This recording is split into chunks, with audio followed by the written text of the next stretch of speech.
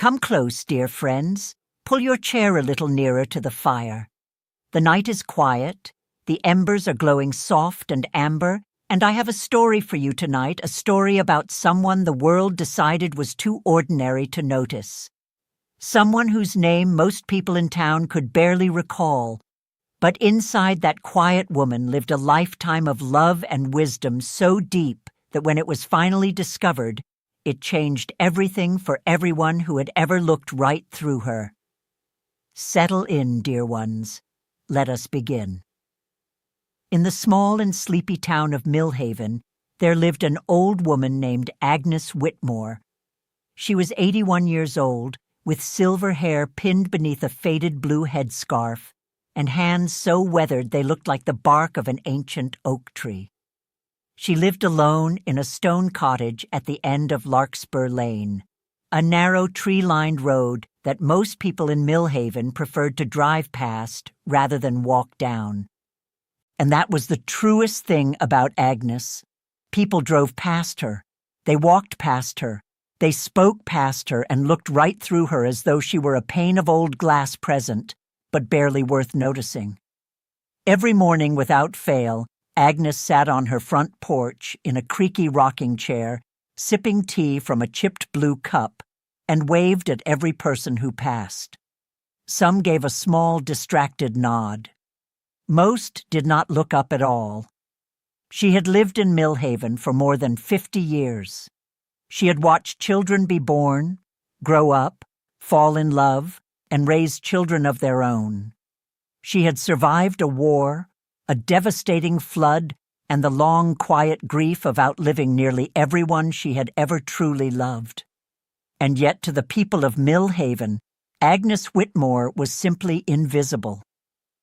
If you enjoy stories that warm the heart and leave you with a valuable lesson, subscribe to Nanny Granny's Golden Tales and become part of our storytelling family. And tell me in the comments where you're watching from tonight. I love reading every single comment. Now, one crisp autumn morning, a young woman named Clara Marsh arrived in Millhaven with 2 battered suitcases, a box of books, and a heart full of fresh grief. She had lost her job in the city, ended a long relationship that had slowly taken pieces of her, and decided with a desperate and trembling courage to rent the only affordable house in town, which sat directly across the road from Agnes Whitmore's cottage. Clara was 34 years old, quiet and kind, but bruised by life in a way that made her keep mostly to herself. She spent her first days unpacking boxes and crying softly into cups of cold coffee. She barely noticed the world beyond her windows, but Agnes noticed her. One evening, just as the maple trees were beginning to blush gold and amber, Agnes appeared at Clara's front door carrying a small pot wrapped in a yellow sunflower dish towel. Chicken soup, still steaming, with a warm, herby smell that reached Clara before she had even opened the door. "You look like someone who hasn't had a proper meal in several days," Agnes said, holding out the pot with both hands. "Chicken soup fixes more things than people give it credit for." Clara blinked. Thank you. You really didn't have to." Agnes smiled, that slow, deep smile that comes only from a face that has seen enough of life to know when words are far less useful than soup. "My name is Agnes. I live just there." She gestured across the road. "Come for tea sometime. I make very good tea." Then she turned and walked home, her steps slow but certain, as though she had all the time in the world. Clara stood in the doorway, holding the warm pot, watching her go. And something inside her chest, something small and tight and quietly closed, loosened just a little. That soup was the best thing she had eaten in months. The following week, Clara crossed the road and knocked on Agnes's door. The cottage was small but extraordinary hand-painted tiles framing the fireplace, shelves lined with glass bottles in every shade of amber and green, a kitchen table draped in old lace. But what Clara noticed most was the photographs. Dozens of them, In mismatched frames covering an entire wall, men in uniform, women in white dresses, children laughing in summer gardens, old couples on park benches with fingers intertwined like roots. "Who are all these people?" Clara asked, stepping closer. Agnes looked at the wall with an expression that held both deep love and deep sorrow.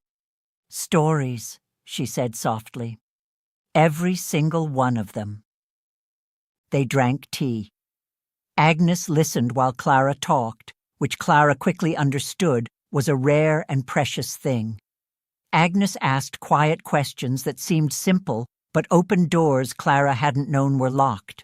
About her mother. About her childhood dreams.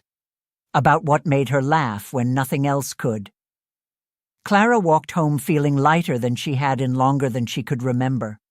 She went back the next week, and the week after that. In town, people noticed. The whisper moved through Millhaven the way whispers always do in small places, unhurried and unstoppable. "That new woman has been spending time with Agnes Whitmore," someone said over a garden fence. "Poor dear," said someone else. "She probably doesn't know anyone else yet." They meant it as sympathy for Clara. Not one of them considered that perhaps Clara was receiving something from Agnes that none of them had ever thought to seek. Weeks passed.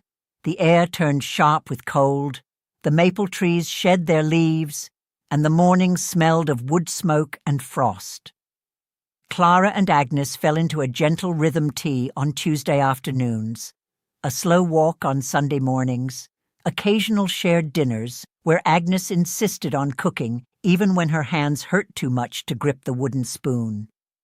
Then, on a gray Tuesday in late November, Clara knocked on the cottage door and received only silence. She knocked again. Nothing. Cold fear pulled tight in her chest. She tried the handle. The door was unlocked. She stepped inside. "Agnes?" The cottage was warm. The fire had burned very low. And there in the armchair by the window sat Agnes Whitmore, head tipped to one side, the chipped blue teacup resting in her lap, her eyes closed. For one terrible stretched second, Clara's heart stopped. Then Agnes opened her eyes. "Oh," she said, blinking.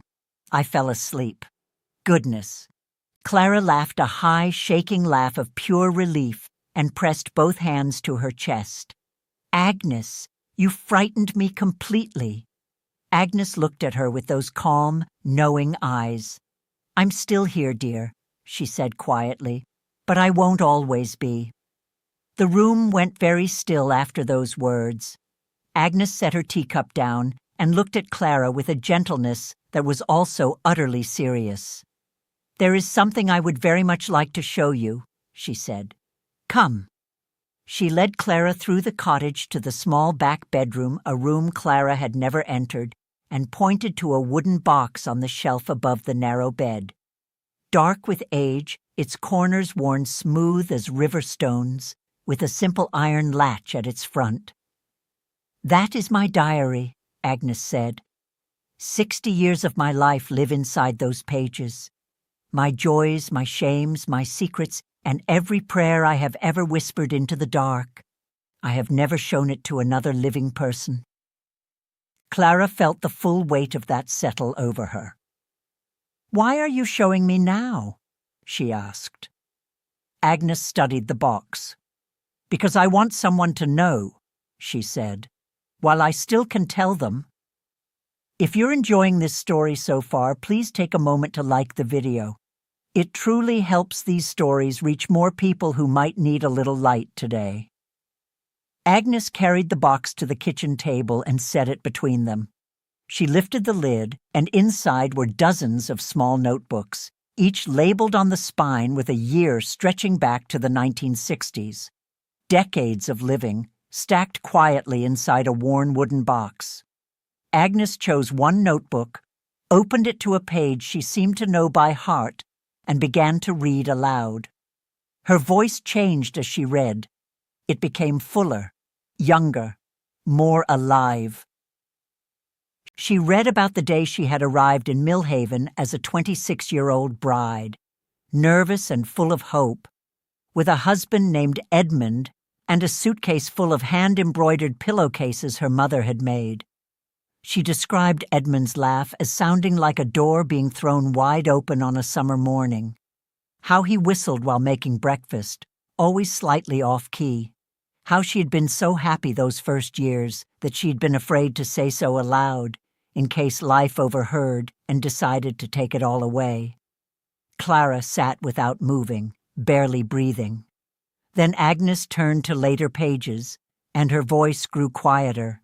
She read about Edmund's illness, 3 long years of medicines that never worked, of nights sitting beside his bed holding his hand and talking softly about nothing important, just so he would know he was not alone.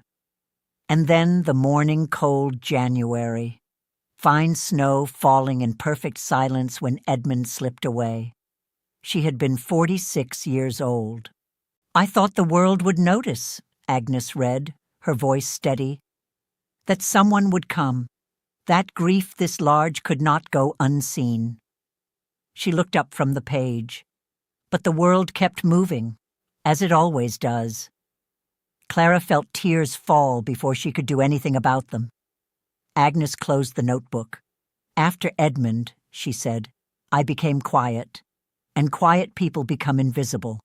I learned that slowly." She folded her worn hands on the table. "But I kept writing. All of it. The years alone, the garden I built from a single packet of seeds, the Sunday school children I taught, the prayers I said over people who never knew anyone was praying for them." Clara barely found her voice. "Agnes, why did you never tell anyone? The people here, they don't know any of this about you." Agnes was quiet. Then she said softly, "Because no one asked."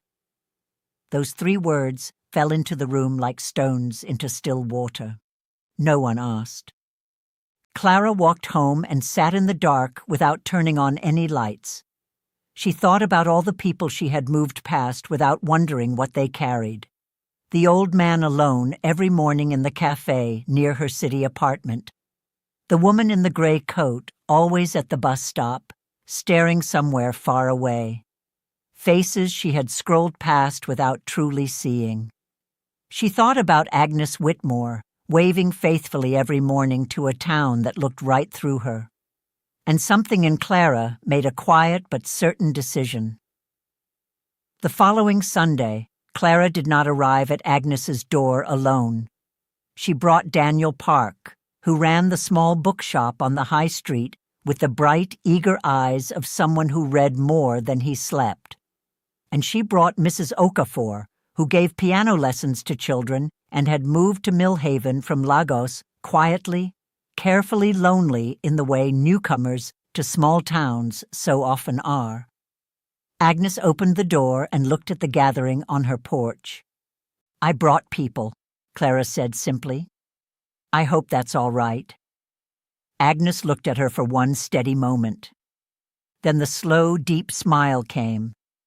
"I'll put the kettle on," she said. They stayed for 3 hours. Agnes told stories not from the diary, but from memory.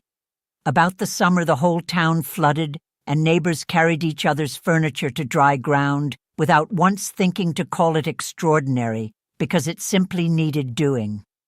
About the garden she had grown from the last Christmas gift Edmund ever gave her, a crinkled envelope containing 3 pounds worth of wildflower seeds. About the family of foxes that returned every spring to den beneath her back porch, small and faithful as Grace.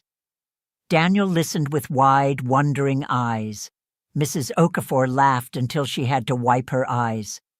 And Clara sat back and watched Agnes's face alive, luminous, fully present, and thought, this is what she was always meant to look like. After that Sunday, things changed in Millhaven. Not dramatically, not all at once, but in the small, real ways that matter so much more than grand gestures.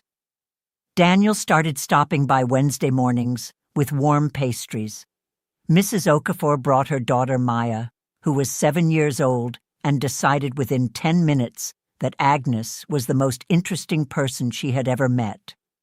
Mrs. Dempsey from the bakery arrived one afternoon with biscuits and stayed 2 hours, leaving with red eyes and a lighter heart. The wall of photographs began to have new stories told beside old faces, new names, new laughter in the cottage that had been quiet for far too long. And Agnes, on her front porch each morning, waved differently now, not with the hopefulness of someone expecting nothing in return, but with the quiet certainty of someone who knows she is seen. Slowly, steadily, Millhaven waved back.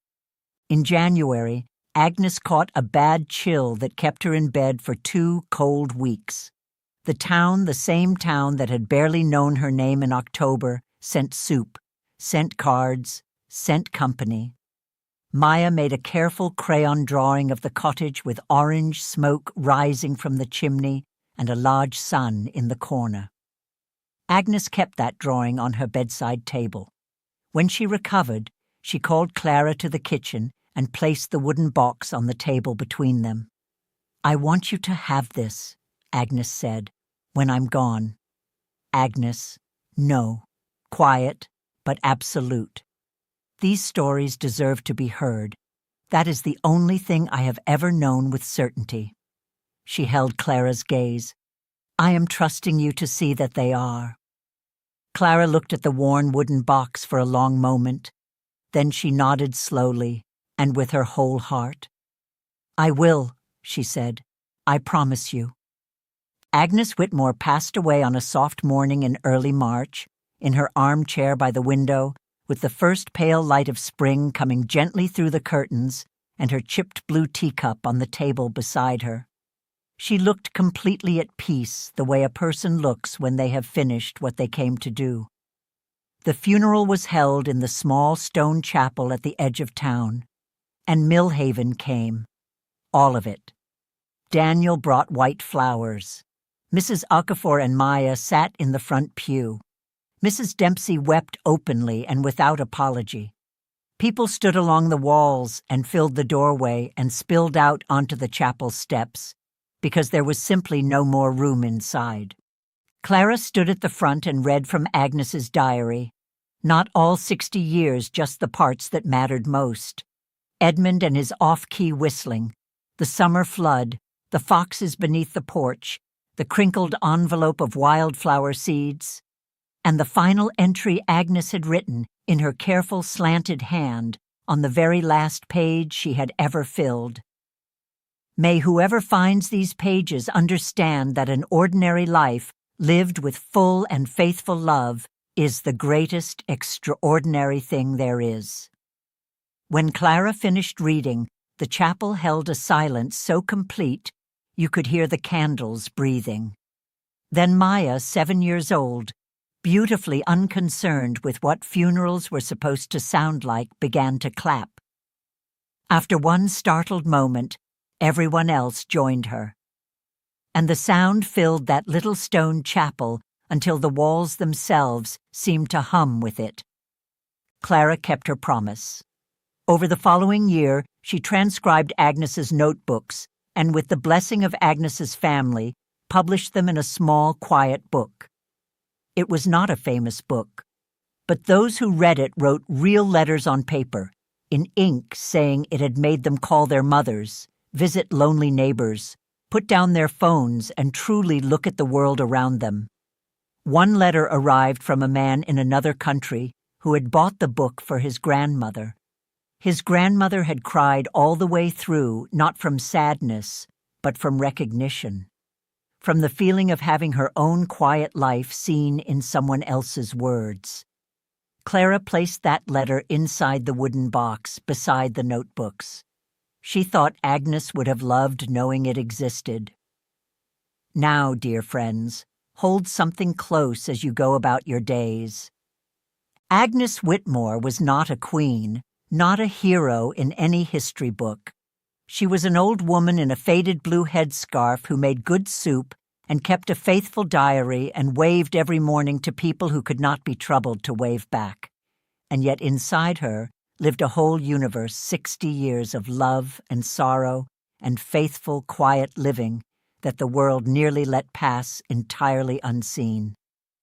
How many Agnes Whitmores are walking through your life right now, on your street, in your family, sitting in waiting rooms carrying whole worlds inside them that no one has ever asked about? The kindest thing you can ever do costs nothing. It only asks that you slow down, look at the person in front of you, really look and ask them with genuine interest to tell you their story. Because every soul in this world has one, and every story deserves to be heard. And that, my dear friends, is the truth Agnes Whitmore left behind, not in gold, not in monuments, but in a worn wooden box full of small notebooks and in a pot of chicken soup carried across a quiet road on one ordinary autumn evening. The most invisible people sometimes carry the most remarkable light. All they need is for someone to be willing to look. If this story touched your heart, don't forget to subscribe to Nanny Granny's Golden Tales for more timeless tales and endless wisdom. And tell me in the comments, what lesson did you learn from today's story?